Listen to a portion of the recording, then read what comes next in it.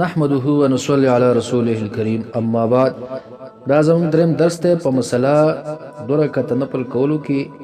د ماښام د مانځنه مخکې بده ون موږ چن روایت ذکر کړل چې د ماښام د مانځنه مخکې 2 رکعت نفل کولو دا نشته دی. بل حواله چې موږ په دې باندې هغه سنن کبرا د امام بیهقی رحمت الله علیه او جلد هغه چې کم دی دویم دی او صفحه 474 ده او په دې کې حدیث پاک راوړي د عبد الله ابن بریده عن ابيه قال قال رسول الله صلى الله عليه وسلم ان عند كل اذانين ركعتين ما خلا المغرب. مبارک فرمایل چې په مابین د هر اذان او اقامت کې 2 رکعات مونږ کم دی کولای شي او سیوا د ماښام د مانځنه چې د ماښام د مانځو د ماښام د بانګ او د اقامت په مابین کې بدا نشي کولای. دا غي استثناء تراله. بیا امام بیهقی رحمه الله په دې روایت باندې سجرح کړی دا چې دا زیادت پکې چې کوم ده راوی کړي ما خلل المغرب د استثناء چې کوم راوی کړي دا زیادت دې راوی دی او دا په حدیث کې نشته. د دې جواب علامه ماردینی چې هغه جوهر النقی باندې مشهور ده حاشیه چې په کوم کړي دا په دې سنن کبرا باندې نو په جوهر النقی کې علامه ماردینی په دقه حدیث پاک باندې لاندې لیکلي چې قلت اخرج البزار هذا الحديث ثم قال حيان رجل من اهل بصره مشهور ليس بباسن.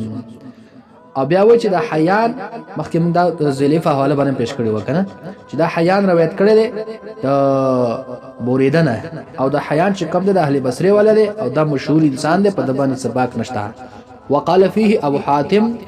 امام ابو حاتم د مبارک فرمایلی دی صدوق چې دی صادق دی.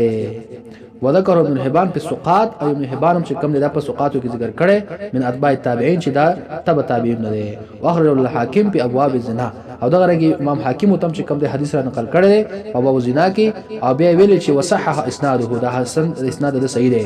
د فهذه زیاده من ثقه دا زیادت شو خو زیادت د ثقه راوي نه شو نو فيحمل على ان لا لابن بريده فيه سندين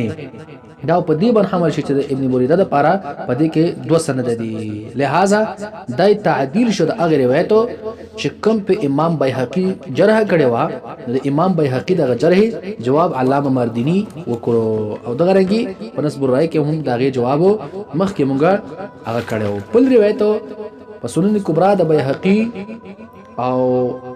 جلد نمبر 2 او صفحه 474 ده پای کې عمدغه روایت چې کوم ده ذکر او په صفحه 476 کې بیا بل روایت راوړي. په صفحه 76 کې راوړي د ابراهيم بن خعینه ده فرمای عن منصور عن ابراهيم قال لم يصلي ابو بكر ولا عمر ولا عثمان رضي الله عنهما قبل المغرب ركعتين. چې ابو بکر رضی الله عنه عمر رضی الله عنه عثمان رضی الله تعالی عنهم دیو ندی کړی دا 2 رکعاته منځ. دا سنن کبرا د بیهقی جلد نمبر 2 صفحه 476 کې دا ذکر کړی دی. د 2 حواله شو دنه درېمه حواله دنه چې کوم دغه تاوس رضی الله عنه حدیث ته کم شی بودود شریف کې مو ذکر کو قال سئل ابن عمر رضی الله تعالی عنه عن ركعتين قبل المغرب فقال ما رايت احدا على عهد الرسول صلى الله عليه وسلم يصليهما. نبی رسول مبارک واحد کې وای ما څوک نیل چې دای کړی دا بل روایت شو. دا رنګي بل حواله چې موږ ذکر کوو هغه سنن دارقطنی او جلد هغه چې کوم دی 1 ته او صفحه هغه 214 په صفحه 214 باندې ده حدیث راوړي. امدقه حدیث فاق ته حدثنا عبد الله بن بريدة عن أبيه قال قال رسول الله صلى الله عليه وسلم بالإسلام فرمائل إن عند كل أذانين ركعتين ما خلا صلاة المغرب. بشک په ما بین د هر 2 اذانینو کې نو دیو اذان د اذان مراد ده او بل اذان چې کوم اقامت مراد ده. یعنی په مابین د اذان او د اقامت کې 2 رکعات مونږ کولای کیږي ما خلا صلات المغرب او سیوا د مغرب د مانځنه یعنی د ماخام د مانځنه علاوه نور منځون ته چې اذان وکړي شي د اذان او د اقامت په مابین کې خو چون کې وقفه ډیره کنه لکه چې مونږ پس ورستو کې کم از کم نیمه غنټه مخکې خلک چې کومه یا فاو سات مخکې د جمع ودرېدونه اذان خلک کوي بعضی ګونو کې دسی چې پاو سات مخکې اذان وایي د جمعینه بعضی ګونو کې دسی چې نیمه غنټه مخکې اذان کوي د جمع ودرېدونه نو د اذان او د اقامت په مابین کې دورانیه ډېرې چې دورانیه ډېرې نو په دغه دوران کې خلک ودرېږي او دوه رکعاته مونږ پکې کوي یا ډېر پکې هم کولای شي څو وخت وغواړي آیا چې کم نه کنه کې هم کولای شي خو سیوا د ماخام د مانځنه چې د ماخام د مانځه د اقامت او د اذان په مابین کې دومره وخت نه نو لہذا باغې کې تعجیل او زر کول د ماخام مانځه کې چې کم د مستحب دي لکه علامه عینی ویل چې د ماخام مانځه کې موږ ته په تعجیل او په تادی باندې امر شوی دا کوي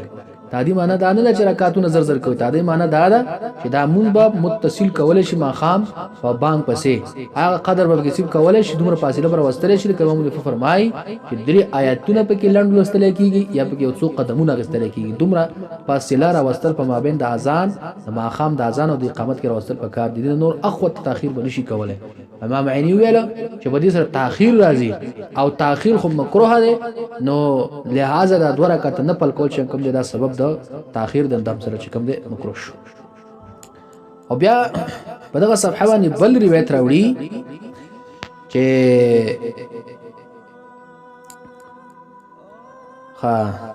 كنا جلوسا عند عبد الله بن بريدة فرمایي چې موږ ناسو د عبد الله بن بريدة سره فاذن مؤذن صلاه الظهر یا مؤذن چې کوم د اذان کو د ماسپخین د مانزه د پاره فلما سمع الاذان قال قوموا فصلوا ركعتين قبل الاقامه نو کله چې د اذان واوریدو د عبد الله بن بريدة نو وی فرمایل چې فاسې دوه رکعات وکړي فإن أبي قال ذكر ما قال وفرمایل چې قال رسول الله صلی الله علیه وسلم عند كل اذانين ركعتان قبل الاقامه ما بین د هر دو اذانونو کې چې کوم دی هغه دوه رکعات دي مخکې اقامت نه خو ما خلا اذان مغربي سوا د اذان د مغرب نه وګوره دي کې تم استثناء را دا دوه روایتو دا د سندر قطنی صفحه 214 په حواله سره چې کوم دی دا خبره ذکر شوله دا یو چند حوالجات موږ په دې باب باندې او په دې خبره پیش کړل چې د ماخام د مانځنه مخکې بعض علاقو کې خلک دوه رکعاته نفل کوي او دا ضروری ګڼي چې څوک نه کوي په هغه باندې توان کوي لہذا دا حواله موږ داغه د چا د پاره پیش کړي چې منصف انساني نو هغه د خپل بده باندې غور فکر وکړي د احادیث مبارکاو ته توجه وکړي چې په دې احادیث مبارکاو کې ګوره دارال نو عمر رضی الله عنه په کې تصریح وکړه چې ما څوک نه دي کتلی د نبی اسلام په زمانه کې چې هغه د دوه رکعاته نفل کړي د ماخام د منځنه مخکې نور روایتو کې راځي چې نبی اسلام نه دي کړي حضرت ابوبکر صدیق رضی الله تعالی عنہ نه دي کړي حضرت عمر فاروق رضی الله تعالی عنہ نه دي کړي حضرت عثمان غنی رضی الله تعالی عنہ نه دي کړي دغه اجلا صحابه کرامو نه دي کړي نو دې ته قتل فکار دي دا دومره اختلاف ګرځول او دومره مسلط جوړول دا هم یو خطا کار دی صحیح کار نه دی او دغه رنګ کوم روایتو کې چې دا راغلي چې دا کړی شوی دغه جوابونه چې کوم د تاسو اوریدل او فتح القدیر ولا هم دغه اجوبه ذکر کړل دغه رنګ نسبور رای کې چې کوم د علامه زلیم دغه اجوبه ذکر کړل دغه رنګ علامه عینی رحمه الله هم دغه اجوبه ذکر کړل په شرح هدایت کې نور هم په دې باب باندې زموږ سره کثیر تعداد کې حوالجات دي خو مقصود می انحصار د حوالجات او د دلایل نه دی مقصود می صرف دغه مسلې مختصر قسمه توضیح او تشریح او مختصر تشریح او توضیح دغه مسلې ان شاء الله په دې مختصر دلایل او حوالو سره وشوله د مزید حوالجات د پاره دغه نور کتابونو د احادیثو ته رجوع وکړئ شي په کتاب الصلات کې او د ماخام د منځنه مخکې دوه رکعاته نفل کول دا څنګه دي نو ډېر حواله مزید ورته هم د حدیث په کتابونو کې د فقه په کتابونو کې نور شراح کې راشي